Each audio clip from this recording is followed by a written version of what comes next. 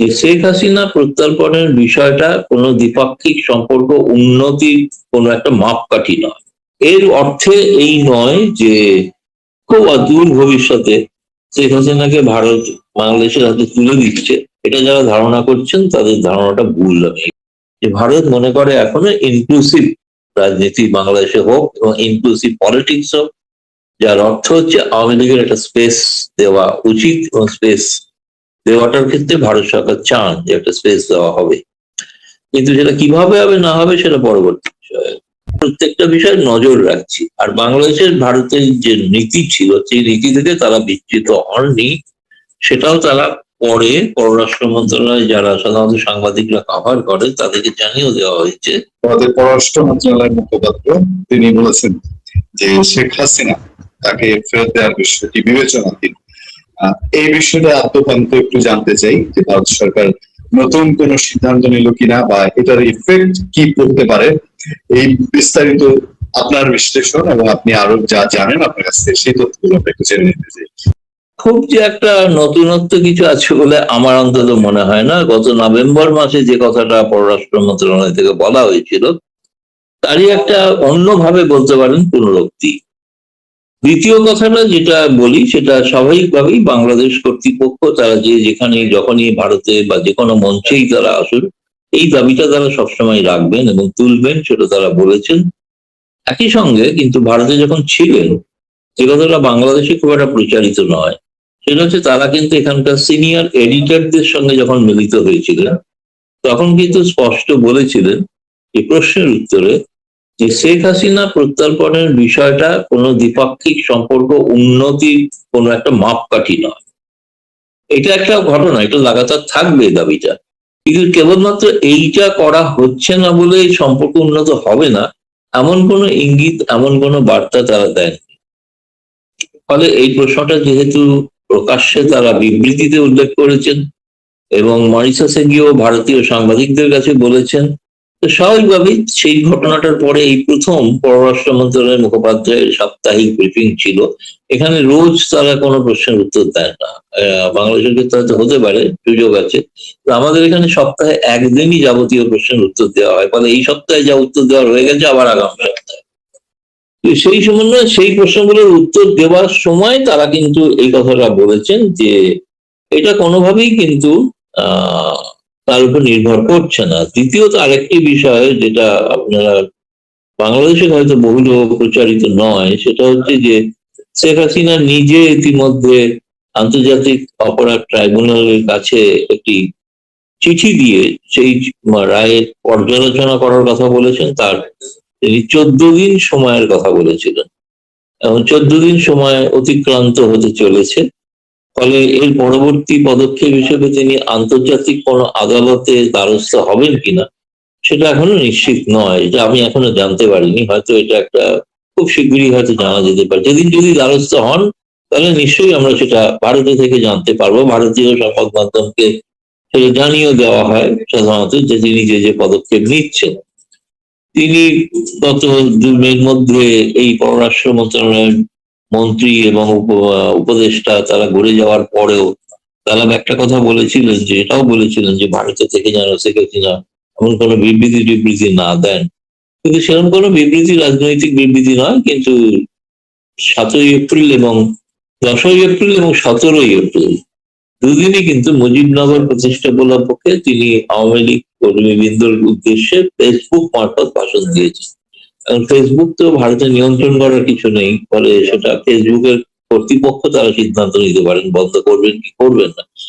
ফলে এক কথায় আমি যেটা বলতে পারি, এর অর্থে এই নয় যে খুব অদূর ভবিষ্যতে শেখ হাসিনাকে ভারত বাংলাদেশের হাতে তুলে দিচ্ছে, এটা যারা ধারণা করছেন তাদের ধারণাটা ভুল। আমি এই কথাই বলতে পারি।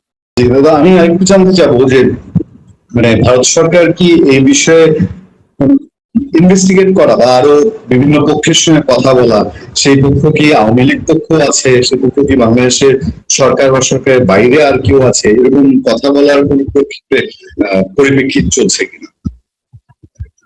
কিন্তু সব পক্ষের অর্থে আওয়ামী লীগও একটা পক্ষ, ফলে তাদের সঙ্গে কথা বলে তারপরে এই বিষয়ে সিদ্ধান্ত হবে আর কি। যদি আইনি বিচার প্রক্রিয়া ছাড়াও সব পক্ষের সঙ্গে কথা বলা হবে, সব পক্ষের মধ্যে যারা যারা আছেন তারা প্রত্যেকে। এবং যে কথাটা আমি এটাও বলছি যে এই যে ধরুন আওয়ামী লীগের ক্ষেত্রে যে নিষেধাজ্ঞা রয়েছে এক্সিকিউটিভ অর্ডারে, আর যে আইনটি আনা হয়েছে, যে আইনটির দ্বারা কোনো ব্যক্তি বা গোষ্ঠী তাকে সন্ত্রাসবাদী আখ্যা দিয়ে নিষিদ্ধ করা যেতে পারে, সেখানে কোনো রাজনৈতিক দলের কথা নাম নেই, কিন্তু ইঙ্গিত আছে যে এর দ্বারা যে কোনো দল হতে পারে। আমি তো এটাকে ইন্টারপ্রেট করছি যে আমি জানি না এটা বিএনপি কিভাবে নিচ্ছে। দাদা, আমরা আপাত দৃষ্টিতে যা দেখতে পাচ্ছি যে আওয়ামী লীগের জন্য এখনো রাজনীতির দুয়ার ওপেন হতে অনেক দূর মনে হয় আমাদের কাছে, যে অনেক দূর। সেক্ষেত্রে কয়েকটা আলাপ বাংলাদেশের ভিতরে প্রচলিত আছে এবং চলছে, বিভিন্ন জায়গায় এই আলাপগুলো চলছে। সেটা আমি আপনাকে বলছি যে যেহেতু ভারতের বাংলাদেশের আওয়ামী লীগের অনেকে এখন অবস্থান করছেন শেখ হাসিনা সহ, সেই জন্য প্রসঙ্গটা আপনার সঙ্গে তুললাম। প্রথমত হচ্ছে আমাদের সাবেক স্পিকার শিরিন শারমিন চৌধুরী, উনি আওয়ামী লীগের অনেক নেতাও এখনো জেলে, কিন্তু তিনি খুব দ্রুত হঠাৎ করেই আমরা বলি যে তাকে উদয় হয়েছেন উনি। কোথায় ছিলেন, কিভাবে ছিলেন, উনি অনেক আলাপ। তিনি মুক্তি পাওয়ার পরে অনেকের মধ্যে আলোচনা শিরিন শারমিন চৌধুরী দিয়ে আবার একটি আওয়ামী লীগ, অথবা এটাও শোনা যাচ্ছে যে দিল্লি থেকে আওয়ামী লীগ রিফর্মের কোনো কাজ চলছে। এ ধরনের কোনো নিউজ আছে কিংবা সংবাদ আছে কিনা? এটা সম্পূর্ণ আমি অস্বীকার করতে পারছি না, আমারও কানে এসেছিল যে একটা ভাবনা চিন্তা আওয়ামী লীগ নেতৃবৃন্দের মধ্যেও আছে, নেই যে তা নয়। সেটা হচ্ছে যে কিভাবে নতুন আওয়ামী লীগ, ধরুন 17 এপ্রিল যে মুজিবনগরে যে সরকার শপথ নিয়েছিল, তখন তো শেখ মুজিবুর রহমান জেলে ছিলেন, তিনি তো ছিলেন না, দেশে ছিলেন না। তার অবর্তমানে একজন অস্থায়ী রাষ্ট্রপতি হয়েছিল, একটি অস্থায়ী প্রধানমন্ত্রী হয়েছিল, ক্যাবিনেট তৈরি হয়েছিল শেখ মুজিবুর রহমান।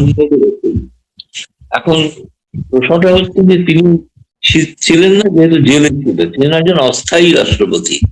এখন একটা ভাবনা চিন্তা থাকছে, এরকম প্রস্তাব যে যায়নি এরকম কিছু নয়, এরকম প্রস্তাব নিয়ে ভাবনা চিন্তা হচ্ছিল না যে তাও নয়, যে একটা অস্থায়ী কোনো কমিটি তৈরি করে কাজ করতে দেওয়া করার কথা। কিন্তু যে জিনিসটা স্পষ্ট বলা হচ্ছে না, একটা কথা বলেছেন পররাষ্ট্রমন্ত্রী এবং পররাষ্ট্র উপদেষ্টা এখানকে, যে শেখ হাসিনাকে কখনোই গ্রহণ করা যাবে না, কিন্তু তার পরিবর্তে যদি অন্য কেউ দায়িত্ব নেন তখন আওয়ামী লীগকে বিচার করা যেতে পারে। এক। দুই হচ্ছে তারা বলেছে যে নিষেধাজ্ঞা প্রত্যাহার করতে যদি তারা আবেদন করেন আদালতে, আবেদনকারীও হতে হবে শেখ হাসিনা ছাড়া অন্য কাউকে, এবং অন্য কেউ করলে তখন তারা বিবেচনা করে দেখতে পারে। এখন সেই বিষয়টা সিদ্ধান্ত শেখ হাসিনা নেবে, তাই না? ইতিমধ্যে শেখ হাসিনা নিজে আন্তর্জাতিক ট্রাইব্যুনালের কাছে তিনি তার আপিল করেছেন, হয়তো আন্তর্জাতিক ক্ষেত্রে করতে পারেন। আমি যেটা সর্বশেষ আমার যেটা সব শুনে মনে হয়েছে যে বর্তমানে বাংলাদেশের যে পরিস্থিতি, সেই পরিস্থিতির কারণে এই সময় যে একটা প্রবল আর্থিক সংকটের মধ্যে বাংলাদেশ চলেছে, মানুষকে দীর্ঘদিন পেট্রোল ডিজেলের জন্য অপেক্ষা করতে হচ্ছে, গ্যাসের অভাব, বিদ্যুতের অভাব, এই যে একটা পরিস্থিতি, এই অবস্থায় রাজনীতিটাকে প্রাধান্য দেওয়ার থেকে আমার মনে হয়েছে শেখ হাসিনা আর কিছুদিন অপেক্ষা করতে চাইছেন, যে পরিস্থিতিটা কোন দিকে যায়, কোন দিকে দাঁড়ায়, কি অবস্থা বাংলাদেশের আভ্যন্তরীণ পরিস্থিতিতে দাঁড়ায়। আপনি যেগুলো শুনছেন, আমরা বাইরে থেকে তো এটাও শুনছি যে বাংলাদেশে কি জানি না আবার একটা কোনো অঘটন ঘটবে কিনা এই আর্থিক সংকটকে কেন্দ্র, সেটাও কিন্তু আমাদের ভারতের বেশ কিছু গোয়েন্দাদের কাছে একটা সতর্ক বার্তা আছে। ফলে একটা অনিশ্চিত পরিমণ্ডলে একটা পার্টি সংগঠনকে তৈরি করা বা খাড়া করাটা, যার নিষেধাজ্ঞা রয়েছে যার, সেটা করাটা কতটা বাস্তবসম্মত হবে। ফলে সেই বিষয়টা একটু অপেক্ষা করে দেখার বিষয়। আমার মনে হয় এই বিষয়ে আরো 4-5 মাস বাদে হয়তো নিশ্চয়ই, এরকম নয় যে এরকম আমি যতটুকু জানি বা শুনেছি তার ঘনিষ্ঠ লোকেদের থেকে, যে শেখ হাসিনা পদ আঁকড়ে ধরে থাকতে চাইছেন, কিন্তু শেখ হাসিনা যখনই কোনো কর্মীদের সভায় ভাষণ দিচ্ছেন, তাতে আমি অন্তত এমন একজনও কর্মী পাইনি যে বলছে শেখ হাসিনার বিকল্প কেউ নেতা। তিনি এখনো তার দলের কাছে গ্রহণযোগ্য, এখনো আমার মনে হয় তৃণমূল স্তরের মানুষের কাছে গ্রহণযোগ্য। ফলে এই অবস্থায় তিনি যদি দেশের স্বার্থে বা দলের স্বার্থে কোনো সিদ্ধান্ত নেয়, সিদ্ধান্ত নেওয়ার সময়ের জন্য আমার মনে হয় আরো বেশি দিনে অপেক্ষা করতে হবে। তাহলে আমি সবশেষ যে প্রসঙ্গটা জানতে চাই আপনার কাছে আজকের এই সংক্ষিপ্ত অনুষ্ঠানে, সেটা হলো আমাদের পররাষ্ট্রমন্ত্রী খলিলুর রহমানের ট্যুর। সেই ট্যুরে এটা নিশ্চিতভাবে এটা একটা পজিটিভ কিছু আছে। আপনার দৃষ্টিতে এই ট্যুরটা কতটা ফলপ্রসূ হয়েছে, যেটুকুই হয়েছে, অনানুষ্ঠানিক বলি বা যে পর্যায়ে বলি, কতটুকু ফলপ্রসূ হয়েছে বলে আপনার দৃষ্টিতে মনে হচ্ছে? দেখুন, এটার মধ্যে এই ভিজিটটার মধ্যে মানে অনেক বেশি মানে দৃষ্টিভঙ্গির ফারাকটা খুব স্পষ্ট ছিল, এটা ছিল না যে তা না। বা যখন আপনার পররাষ্ট্রমন্ত্রী যখন ভারত সফর করছেন, তখন তারা বলছেন এটা হচ্ছে শুভেচ্ছা সফর এবং স্টপ ওভার। তিনি স্থগিত, ওখানে ভারতের থেকে অন্যত্র যাবেন, তাই ভারতে থাকতে হচ্ছে, এই সুযোগে তিনি মিলিত হচ্ছেন। কিন্তু ভারত সরকার কিন্তু সেরকম বলেনি। ভারত সরকার বলেছেন এটা সরকারি সফর, মানে ভারত সরকার তাকে সম্পূর্ণ যা প্রোটোকল দেওয়া যে অনুযায়ী পররাষ্ট্রমন্ত্রী বললে যা যা হয়ে থাকে তাই তাইগুলো প্রায় সবগুলোই হয়েছে, হয়নি তা না। আর বাংলাদেশের আগ্রহ ছিল অনেকগুলো, মূলত এই মুহূর্তে দুটি বিষয় প্রধান আগ্রহ ছিল, তিনটি বিষয় দুটি ভাঙা ভেঙে বলা যায়। একটা হচ্ছে তারা চাইছেন বাংলাদেশের মানুষ যে প্রবল, যারা বিশেষ করে ভারতে চিকিৎসার জন্য যেতেন, এই মেডিকেল ভিসাটা খুব সংকুচিত হয়ে গিয়েছে। সেই মেডিকেল ভিসাটা এবং বাণিজ্য সম্পর্কটা বাড়ানো দরকার। বাণিজ্য না হলে কিন্তু সেখানে কোনো রাজস্ব আসবে না, কর্মসংস্থান হবে না, বাণিজ্যটা বন্ধ হয়ে যাচ্ছে। ভারত বাংলাদেশকে কিভাবে চালু করা যায়, ফলে এই দুটো বিষয় তার সঙ্গে ছিল।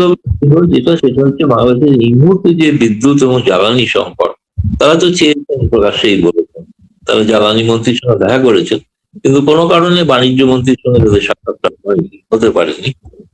কিন্তু তারা যে এগুলো চেয়েছিলেন তাদের প্রয়োজনীয়তাটা অনেক বেশি ছিল, এবং প্রয়োজনীয়তা ছিল বলে তারা ভারতে এসেছেন। পাছে বাংলাদেশে কোনো ভিন্ন বার্তা যায়, মনে হয় যে ভারতের কাছে আবার আত্মসমর্পণ করতে, সেই জন্য তারা একটা শুভেচ্ছা সফর বলে এটাকে ডিসক্রাইব করেছে। আমরা কিন্তু সরকারি, ভারত কিন্তু সরকারি সফর বলেছে। এবং সেই সফরে আপনি যদি বলেন, আমি বলবো যে সবটা নীতিগত কেমন নয়, কারণ যে যোগাযোগটা করবে তাদের যে আগ্রহটা, একটা কথা কিন্তু ভারতের পররাষ্ট্রমন্ত্রী বিবৃতিতে বলা আছে স্পষ্ট, যে ভারত আগ্রহী এগিয়ে নিয়ে যাওয়ার জন্য, কিন্তু সেটা বিভিন্ন ব্যবস্থাপনার মাধ্যমে সেগুলো হোক। মানে কেউ দেখা করলেন পরে কালকে একটা সিদ্ধান্ত হয়ে গেল কিছু একটা, সেরকম হচ্ছে না। এই দু দেশের মধ্যে ৭২ না ৭৩টা যৌথ ব্যবস্থাপনা আছে, মেকানিজম আছে, জয়েন্ট ওয়ার্কিং গ্রুপ, সেগুলোর একটা একটা করে বৈঠক শুরু হোক।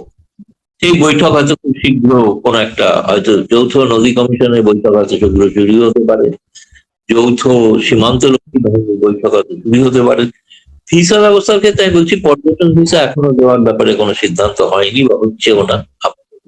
কিন্তু মেডিকেল ভিসাটা যাতে বাড়তে পারে, বিজনেস ভিসা যাতে হয়, সেটা আমার মনে হয় এই পশ্চিমবঙ্গ আসামে যে নির্বাচন প্রক্রিয়া চলছে, নির্বাচন প্রক্রিয়া চলে, তখন হয়তো সেটা হলেও এইটুকু হয়তো হবে, শুরু হতে পারে।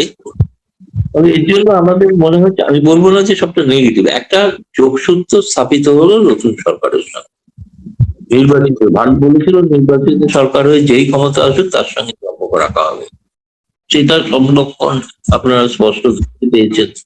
সেই তারেক রহমানের শপথ গ্রহণ অনুষ্ঠানে ভারতের স্পিকার প্রোটোকল অনুসারে নাম্বার 3 তিনি গিয়েছিলেন, তিনি প্রধানমন্ত্রী নিয়ে গিয়েছিলেন। তো ভারতের তরফ থেকে আগ্রহটা দেখানো হয়েছে যে আমরা সম্পর্ক রাখতে আগ্রহী। সেক্ষেত্রে পুরনো অতীত যেগুলো কালো স্মৃতিগুলো, সেগুলোকে উপেক্ষা করেই আমরা চাই নতুন ভাবে নতুন সম্পর্ক। বোধহয় একটা কমেন্ট শূন্য থেকে শুরু করা, শূন্যটা এই কারণেই শূন্য থেকে শুরু করা যে ইউনুসের আমার সংস্থাটা নিয়ে চুরমার দিয়েছিল, ফলে সেটাকে আবার কি করে নতুন করে শুরু করা যায়, সেই বিষয়ে একটা এই নীতিগত ঐক্যমত হয়েছে যে আপাতত দু দেশের দ্বিপাক্ষিক পর্যায়ের বৈঠক গুলো পর্যায়ক্রমে শুরু হতে পারে। এটা যদি বলেন, এটাই বলবো একটা ইতিবাচক দিক। তার মানে মোটামুটি ভালো একটা শুরু, আশা, আমরা একটা আশা নিয়ে থাকতে পারি যে ভারতের সাথে ইউনুস সরকারের সঙ্গে যে অবস্থাটা গেছে সেটা হয়তো কাটিয়ে ওঠার একটা দরজা পাওয়া গেল, এরকম বলা যেতে পারে। হ্যাঁ, নিশ্চয়ই। সেটাতে দুটো জিনিস থাকবে যেটা একটু গলার কাঁটার মতো রয়ে রয়েছে, সেটা হচ্ছে যে ওই শেখ হাসিনা প্রসঙ্গ এবং হচ্ছে তাদের আওয়ামী লীগকে রাজনীতিতে ফিরতে দেওয়ার প্রসঙ্গ। এখন হেরে যাওয়ার পর হুমায়ুন কবির খুব কঠোর ভাষায় বলেছেন, শেখ হাসিনা বলে কোনো সেটা অতীত ইতিহাস, আওয়ামী লীগ বলে বাংলাদেশ আর কিছু নেই। আর এই কথাগুলোর মানে ভারতে কোনো খুব একটা ভালোভাবে নেওয়া হচ্ছে না, এটা আমাদের বোঝা। অপর রাখে রাখবেন, না রাখে না রাখবেন, সে তাদের, আমরা রাখতে চাই। কিন্তু এইগুলো কোনো এই অনেকটা যেরকম না ইউনুস বলেছিলেন সপ্তম সেভেন সিস্টার্স, তাই বলতো ভারতের আভ্যন্তরীণ বিষয়ে কথা বলা। শেখ হাসিনা আজকে একটা দিন ভারত মনে করে, যত যাই বলুন, যে কোনো ভারত সরকারও যদি মনে করুন বাংলাদেশের সৃষ্টিটা আওয়ামী লীগের কারণে, আর আওয়ামী লীগের সৃষ্টি হওয়ার কারণে ক্যান্টনমেন্ট থেকে বিএনপি পার্টির জব, তো দুটোর মধ্যে ফারাক আছে। কিন্তু তার মধ্যে বিএনপির অবদান নেই, দশেও বিএনপির মুক্তিযুদ্ধ অবদান আছে নিঃসন্দেহে। দুটো পার্টি গঠন কোনো আলাদা না, একটা পার্টি স্বাধীন রাষ্ট্র তৈরি করে দিয়েছে, যার ফলে তারা পার্টি গঠন করতে পেরেছে। ফলে সেই পার্টিটাকে অস্বীকার ভারতবর্ষের কোনো সরকার করতে পারে, ভারতের 140 কোটি মানুষের কেউ